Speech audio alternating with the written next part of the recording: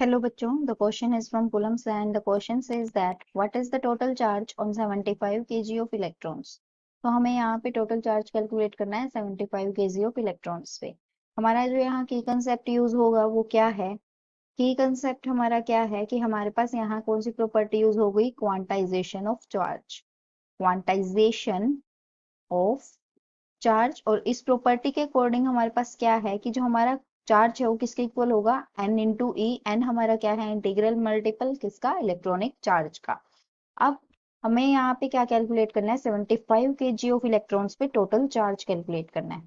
अब हमें पता है कि हम अगर लेट करें कि हमारे पास जो टोटल मास, सबसे पहले जो गिवन क्या है?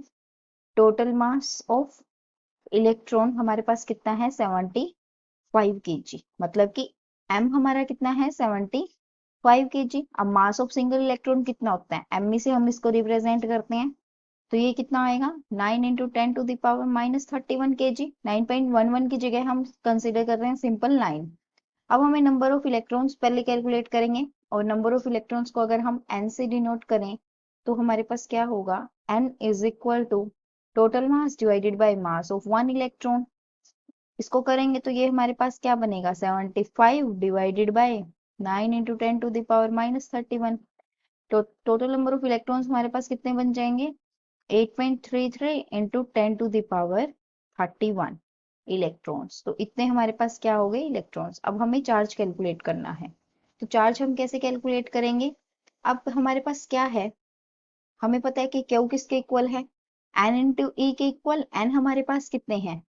8.33 into 10 to the power 31। So put करेंगे 8.33 इंटू 10 टू द पावर 31, और चार्ज हमारा 1.6 into 10 to the power minus का 19। अब उसके बाद हम वैल्यूज को पुट करेंगे, तो सोल्व करेंगे, तो हमारे पास क्यू की जो वैल्यू आएगी वो कितनी आ जाएगी?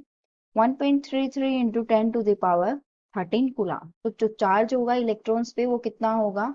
1.33 into 10 to the power 13 coulomb. और जो ये चार्ज होगा ये क्या होएगा? नेगेटिव होएगा, क्योंकि हमें पता ही है कि ये इलेक्ट्रॉन्स के ऊपर चार्ज है, तो ये ऑलवेज क्या होगा? Negative. Thank you, hope you understood it well.